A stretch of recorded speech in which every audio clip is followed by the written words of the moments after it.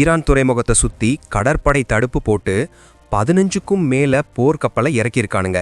இதில் USS Tripoli LHA-7ங்கிற மீர்லையும் நிலத்துலையும் attack பண்ணுற கப்பலில் F-35B லைட்னிங் 2 ஸ்டெல்த் போர் விமானம், MV-22 ஆஸ்பிரேஸ் ஹெலிகாப்டரையும் வச்சுருக்கானுங்க.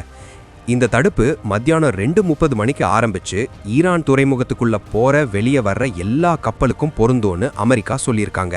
ஆனால் ஈரான் தவிர வேற துறைமுகத்துக்கு போகிற கப்பலுக்கு எந்த பிரச்சனையும் இல்லையாம்.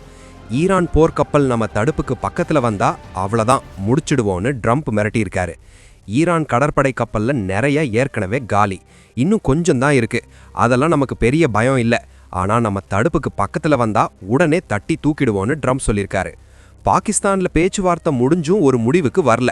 அமெரிக்க துணை ஜனாதிபதி டீம் ஈரான் போகிற முடிவுக்கு கொண்டு வர ட்ரை பண்ணியும் எதுவும் ஒர்க் அவுட் ஆகலை. 2 வாரத்துக்கு போர் வேண்டான்னு சொன்னாலும் அமெரிக்கா இந்த மாதிரி பண்ணியிருக்கு. இதனால அமெரிக்கா ஈரான் சண்டை இன்னும் அதிகமாகும் போல. மத்திய கிழக்குல இஸ்ரேல் ஈரான் சண்டையால உலகத்துல எரிபொருள் மார்க்கெட்ல ஏற்பட்ட கலவரத்தை சமாளிக்க நம்ம இந்திய அரசாங்கம் டீசல், ஜெட் எரிபொருள் எக்ஸ்போர்ட் வரிய பயங்கரமா ஏத்திருக்கு. நிதி அமைச்சகம் சொன்னதை வச்சு பார்த்தா டீசல் லிட்டருக்கு ₹5.05 ஏர்ஃபோர்ஸ்ல யூஸ் பண்ற ATFக்கு லிட்டருக்கு ₹42 வரி போட்டிருக்காங்க. இந்த ரேட் ஏறினது உடனே அமலுக்கு வந்துருச்சு. முன்ன மார்ச் 26 டீசலுக்கு ₹21.50 ATFக்கு ₹29.50 வரி இருந்துச்சு. ஆனால் சண்டை காரணமாக உலகத்தில் கச்சா எண்ணெய் விலை ஏறினதுனால இந்தியாவில் எரிபொருள் இருக்கிறத கன்ஃபார்ம் பண்ணவும், எக்ஸ்போர்ட் பண்ணுறவங்க இந்த சந்தர்ப்பத்தை யூஸ் பண்ணி நிறைய காசு சம்பாதிக்கிறத தடுக்கவும் இந்த புது வரி உயர்வு பண்ணியிருக்காங்க. February 28 சண்டை ஆரம்பிச்சப்போ அமெரிக்கா இஸ்ரேல் ஈரான் மேலே அட்டாக் பண்ணுச்சு. அதுக்கு பதிலாக ஈரானும் மத்திய கிழக்கில் தாக்குதல் நடத்துச்சு. இதனால உலகம் பூரா எரிபொருள் மார்க்கெட் ரொம்ப டேமேஜ் ஆச்சு. அப்புறம் April 8 அமெரிக்கா, இஸ்ரேல், ஈரான் 2 வாரத்துக்கு சண்டை போடாமல் இருக்க ஒரு அக்ரிமெண்ட் போட்டாங்க. இந்தியாவில் பெட்ரோலுக்கு எக்ஸ்போர்ட் வரி இல்லையா. இதெல்லாம் எதுக்குன்னா நம்ம நாட்டில் எரிபொருள் இருக்கிறத கன்ஃபார்ம் பண்ணவும், உலகத்தில் எரிபொருள் பிரச்சனை வந்தா அதை சமாளிக்கவும் தான். போப் லியோவுக்கும் அமெரிக்க அதிபர் ட்ரம்ப்புக்கும் சண்டை வந்துருச்சு.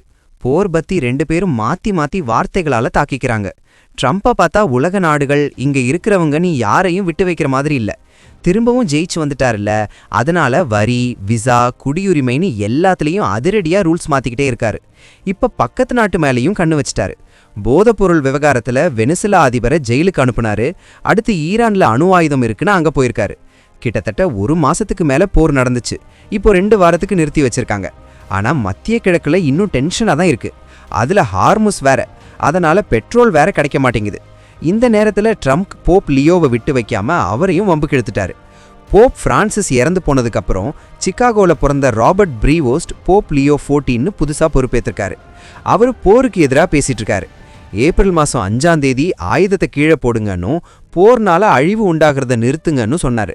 அதுக்கப்புறம் போர் செய்கிறவங்க வேண்டத கடவுள் கேட்க மாட்டாரு, மிரட்டல் எல்லாம் ரொம்ப தப்பு, எல்லாரையும் அடக்கி ஆளணும்னு நினைக்கிறத விட்டுட்டு தயவு செஞ்சு போரை நிறுத்துங்கன்னு சொன்னாரு. போப் யாரையும் குறிப்பிட்டு சொல்லல, ஆனா அவரோட பேச்சு அமெரிக்காவை குறிப்பா தாக்குற மாதிரி இருந்துச்சு.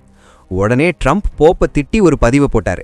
அதுல நான் வெள்ள மாளிகையில இல்லைன்னா லியோ வேட்டிகன்ல இருந்திருக்க மாட்டாரு, அமெரிக்கா வெனிசுலாவை தாக்குனது தப்புன்னு நினைக்கிற ஒரு போப் எனக்கு தேவையில்லை, லியோ குற்றத்தை கட்டுப்படுத்துறதுல ரொம்ப வீக்கா இருக்காரு, வெளியுறவு கொள்கையெல்லாம் அவருக்கு சரியா தெரியலன்னு சொல்லியிருக்காரு.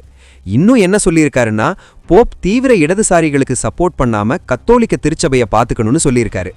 அது மட்டும் இல்லாம இயேசு கிறிஸ்து லாசரஸை உயிரோட எந்திரிக்க வச்ச மாதிரி ஒரு போட்டோவை AI வச்சு ரெடி பண்ணி போட்டிருக்காரு. அதுல ட்ரம்ப் ஒரு அங்கி போட்டுக்கிட்டு உடம்பு சரியில்லாத ஒருத்தர் வேலை கை வச்சு குணப்படுத்துற மாதிரி இருக்கு. சுத்தி அமெரிக்க கொடி, போர் விமானம், தேவதைகள்லாம் இருக்கிற மாதிரி அந்த படத்தை கிரியேட் பண்ணியிருக்காங்க.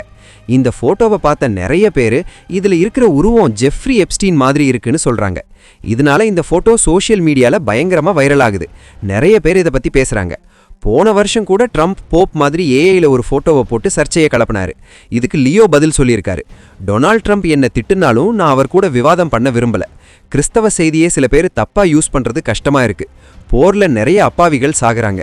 நான் போருக்கு எதிராக தொடர்ந்து பேசுவேன். அமைதியை உண்டாக்க நான் முயற்சி பண்ணுவேன். நாடுகளுக்குள்ள பேச்சுவார்த்தை இருக்கணும், நல்ல உறவு இருக்கணும்னு நான் முயற்சி பண்ணுவேன்னு சொல்லியிருக்காரு. ஈரான் அமெரிக்கா பேச்சுவார்த்தை சொதப்பினது கொஞ்சம் ஷாக்கிங்கா இருக்கு. இந்த நேரத்துல தான் பிரிட்டன் பிரதமர் கீர் ஸ்டார்மர் ஹார்முஸ் நீர் வழியை திறந்து விடுறத பத்தி எக்ஸ்ல போட்டிருக்காரு. அதுல என்ன சொல்லியிருக்காருன்னா, ஹார்மோஸ் ஏரியாவில் கப்பல் எல்லாம் நின்னதால உலகத்துல சாப்பாட்டு செலவு எகிரிருச்சு. அதை சரிக்கட்ட திரும்பவும் கப்பல் போக்குவரத்தை ஆரம்பிக்கணும். கடல் வழியில போறதுக்கான உரிமையை திரும்ப கொண்டு வர பிரிட்டன் கூப்பிட்டதை கேட்டு 40க்கும் மேலான நாடுகள் ஒன்று சேர்ந்திருக்கும். இந்த வாரம் பிரான்ஸும் பிரிட்டனும் சேர்ந்து ஒரு பெரிய மீட்டிங் போட போறோம்னு சொல்லியிருக்காரு. இதனால இந்த மீட்டிங் உலகத்துல எனர்ஜி விஷயத்துல ஒரு நல்ல மாற்றத்தை கொண்டு வரும்னு எல்லாரும் நம்புறாங்க. இதுக்கு முன்னாடி ஈரான் அமெரிக்கா பேச்சுவார்த்தை சரியா போகாததால ஈரான் துறைமுகத்தை யூஸ் பண்ற கப்பலை எல்லாம் முடக்க போறோன்னு அமெரிக்கா மிலிட்ரி இன்னைக்கு ஒரு அறிவிப்பு விட்டிருக்காங்க.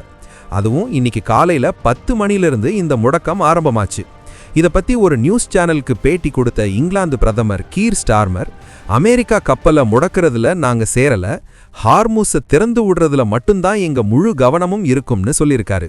ஹமாஸ் அக்டோபர் 7ல தாக்குனதிலிருந்து இஸ்ரேல் 3 வருஷத்துக்கு முன்ன காசா மேல படையெடுத்தாங்க. அப்போ நிறைய நாடுகள் இஸ்ரேலை திட்டினாங்க. அதுல துருக்கியும் இஸ்ரேலை செமையா திட்டி தீத்துச்சு. அதோட ஈரான் மேல இஸ்ரேல் தாக்குனதையும் துருக்கி ரொம்ப தப்புன்னு சொல்லுச்சு. இப்போ துருக்கி அதிபர் எர்டோகன் பேசும்போது, நாங்க எப்படி லிபியாவுக்குள்ள போனோமோ, எப்படி நாகோர்னோ கராபாக்குள்ள நுழைஞ்சோமோ அதே மாதிரி தான் இஸ்ரேலுக்குள்ளேயும் போவோம்னு சொல்லியிருக்காரு. இன்னும் என்ன சொல்லியிருக்காருன்னா, நம்ம பலமா இருந்தா இஸ்ரேல் பாலஸ்தீனத்துக்கு எதிராக இப்படி முட்டாள்தனமா பண்ணியிருக்க முடியாது. உலகத்துல போர் நிறுத்தத்துக்கு எடுக்கிற எல்லா முயற்சியையும் இஸ்ரேல் வேண்டும்னே கெடுத்துக்கிட்டு இருக்குன்னு சொல்லியிருக்காரு. அது மட்டும் இல்ல, அக்ஸா மசூதியை மூடுறது, கைதிகளுக்கு மரண தண்டனை கொடுக்கறது, லெபனான் சிரியா மாதிரி பக்கத்து நாடுகளை இஸ்ரேல் தாக்குறதெல்லாம் அந்த இடத்த நெருப்புல தள்ளுற மாதிரி இருக்குன்னு சொல்லியிருக்காரு. நேட்டோவில் இருக்கிற துருக்கி அந்த ஏரியாலேயே பெரிய இராணுவத்தை வச்சிருக்க நாடு. அப்படிப்பட்ட நாடு இப்படி பேசுறது உலகத்துல பெரிய பரபரப்பை உண்டாக்குது. முன்னாடி லிபியாவிலையும் அசர்பைஜான் உள்நாட்டு விஷயத்திலையும் ஒரு டீமுக்கு சப்போர்ட் பண்ணி ட்ரோன்ஸ் அனுப்பி ஜெயிச்சாங்க. அதே மாதிரி இஸ்ரேல் விஷயத்திலையும் பண்ணலாம்னு பேசிக்கிறாங்க. சமாதான உடன்படிக்கை பத்தி சொல்லும்போதே அமெரிக்க அதிபர் ட்ரம்ப் ஈரானுக்கு ஆயுதம் கொடுக்கிற நாடுகளுக்கு 50% வரி போடுவேன்னு சொல்லியிருந்தாரு. இப்ப என்னன்னா, சீனா ஈரானுக்கு ஆயுதம் அனுப்புனதா நியூஸ் வந்திருக்கு. இதனால ட்ரம்ப் அந்த நாட்டு மேல எக்ஸ்ட்ரா வரி போடுவாரோன்னு ஒரு பயம் கிளம்பியிருக்கு. ஒருவேளை ட்ரம்ப் மறுபடியும் சீனாவுக்கு எக்ஸ்ட்ரா வரி போட்டா பதிலுக்கு சீனாவும் அமெரிக்கா மேல வரி போடும். இதனால மறுபடியும் உலகத்துல பொருளாதார சரிவு வரும்னு நிறைய பேர் வார்னிங் கொடுத்துட்டு இருக்காங்க. போன வருஷம் போட்ட ஒரு பாதுகாப்பு அக்ரிமெண்ட்ல ஒரு பாகமா பாகிஸ்தான் ராணுவத்திலிருந்து சுமார் 13,000 பேரு 10லிருந்து 18 ஜெட் விமானங்களோட ஏப்ரல் 11ஆம் தேதி சவுதி அரேபியாவுக்கு போயிருக்காங்க. சவுதி அரேபியாவுக்கு சப்போர்ட்டா கிட்டத்தட்ட 13,000 ராணுவ வீரர்களையும் 18 போர் விமானங்களையும் பாகிஸ்தான் அனுப்பி வச்சிருக்கு.